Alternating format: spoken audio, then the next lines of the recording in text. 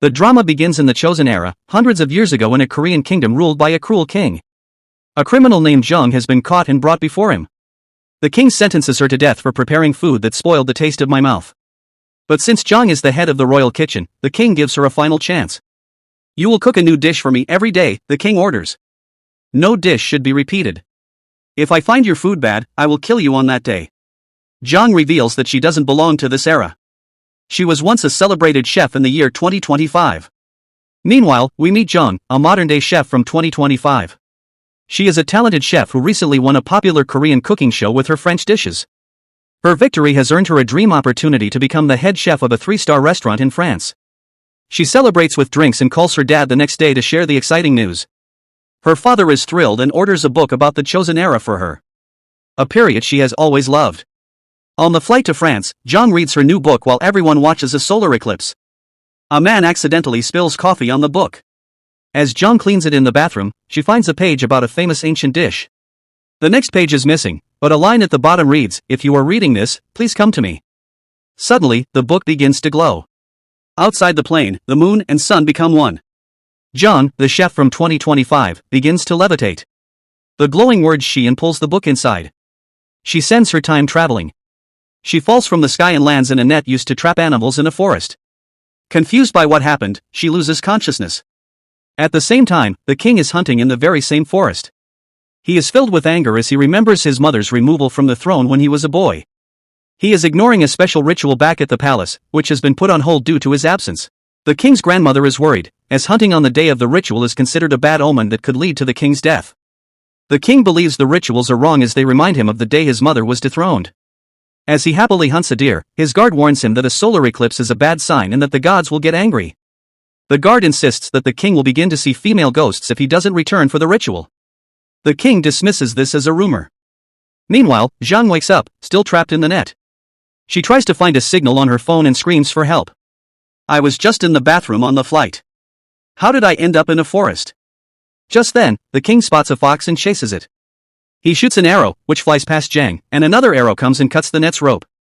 She is freed and hides behind a tree, yelling, "The fox went that way. Don't shoot at me." The king doesn't listen, so Jang comes out and shouts, "Are you crazy? Why are you shooting arrows at me?" The king is shocked to see her strange clothes and aims his arrow at her, ready to kill. Jang runs to the edge of a cliff and pulls out a taser from her bag. "Who are you?" the king demands, still intent on killing her. "I am human being," Jang replies, which the king interprets as a curse.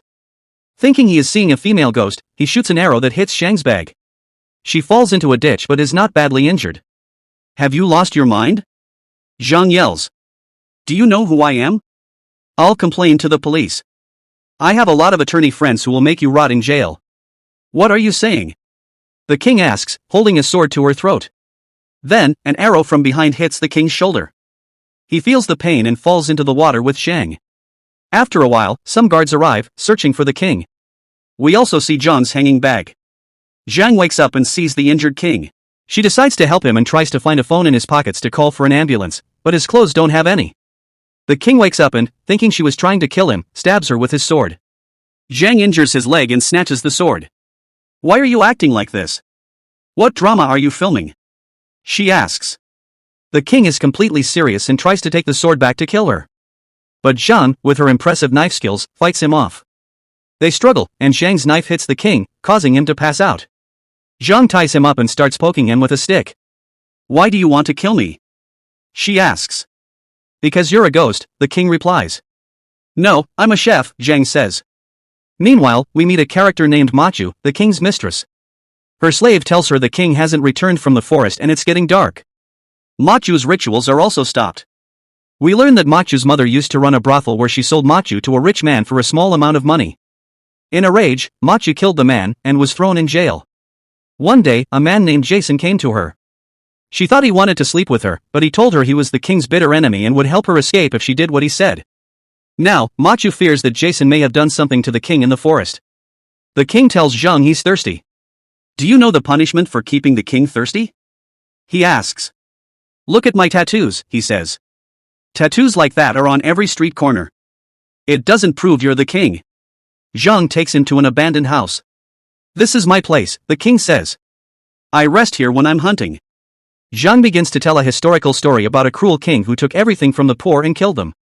"You're telling my story," the king says. "No, this is a very old story," Zhang replies. She then ties him up and puts on some dry clothes she finds hanging on a clothesline. She hears a noise from inside and goes to investigate. A girl, Gil, attacks her, calling her a clothes thief. Zhang explains she's not a thief and asks where they are. The girl replies, "This is the chosen era." Zhang thinks everyone is just in character for a play. "Will you help me find my bag? My phone is in it," she asks. Gil refuses because she's hungry. Zhang, who is also hungry, decides to cook. She finds some eggs and other things and begins to prepare a meal. She is a chef, so she cooks very good food and brings some to the king. "What have you brought?" the king asks. "Did you put poison in it?"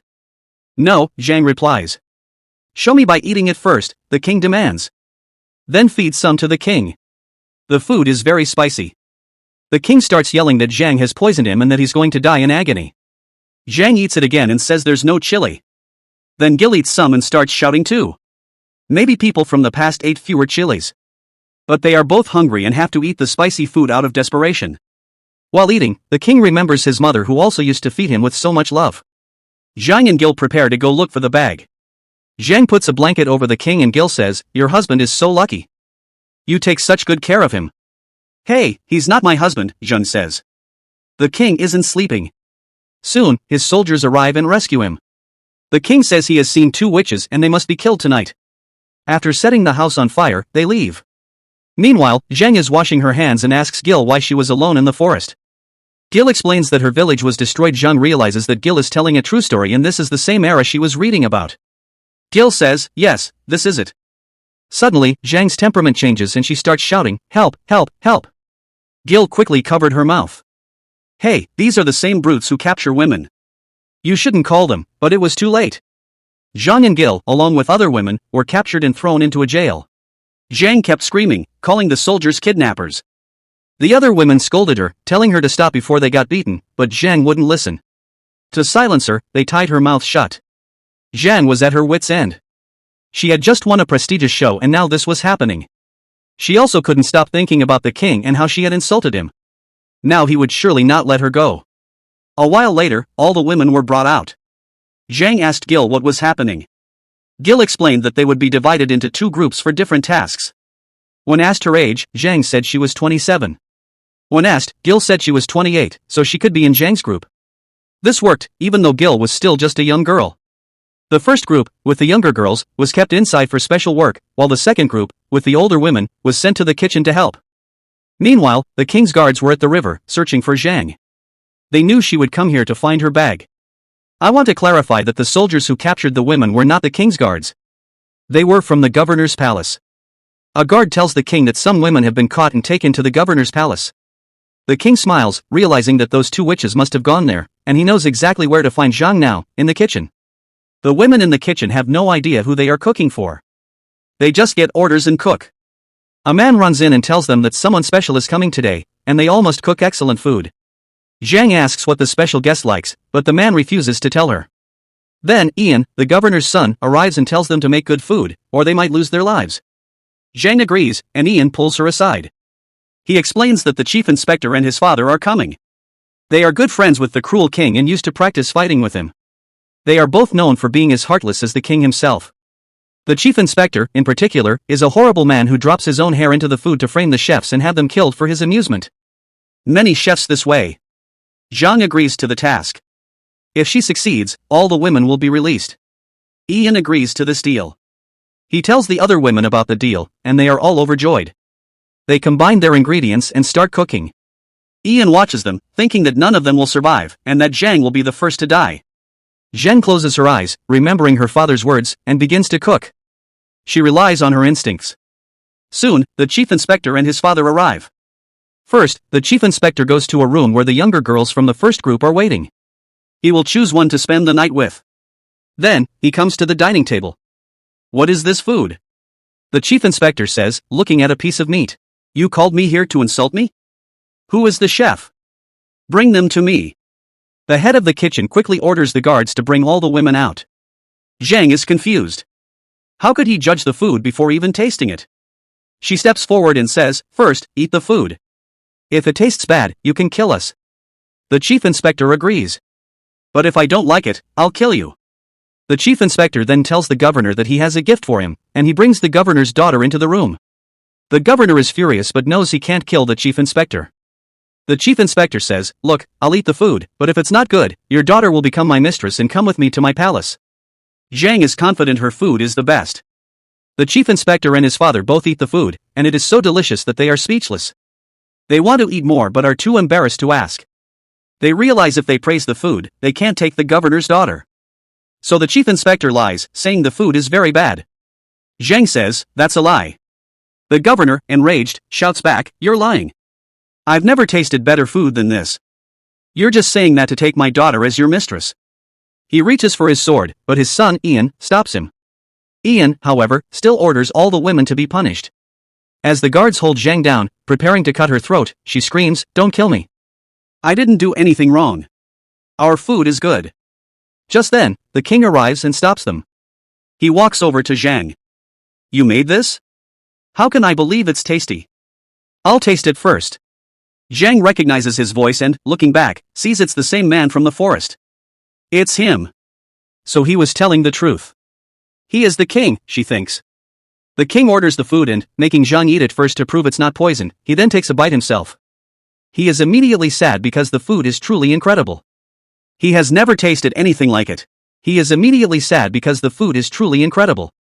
He has never tasted anything like it. He finishes it and asks how she made it. Zhang explains everything. The king acknowledges that she is a truly good chef and asks her age. When Zhang replies that she is 27, the king says, "You're so old. Why aren't you married?" "I'm not from here," Zhang says. "And you wouldn't believe me if I told you where I'm from." She then leans in and whispers, "I came from the future." The king scoffs. "Don't talk nonsense." He then announces that he's taking her to his palace and that no one is to kill her. For now, Zhang's life is saved. The governor confronts the king. "Why are you saving these women? You can't do that." The king grows angry. "You're complaining so much now that it's your daughter's turn. But when my mother was being tormented, you stood there and did nothing." Meanwhile, Zhang and Gil are thrown in jail. "Tomorrow we're going to the palace, but I have to get home," Zhang says. "Where is your home?" Gil asks. Zhang tells her everything. "My way back is inside a book that's in my bag, which fell from the mountain." Outside, the king looks at the moon. The chief inspector comes to him, and they begin to fight. They were once good friends and fighting partners. "I want to take Zhang to the palace and let the rest of the women go," the king says. "And now we can stop killing women. I don't like doing all this." The chief inspector questions his motives. After Ian's promise to release all the women if Zhang's food was good, Zhang and Gil run away and go to the mountain. Ian finds the king and tells him that the two women he was going to take to the palace have escaped. The king smiles, knowing they would go there.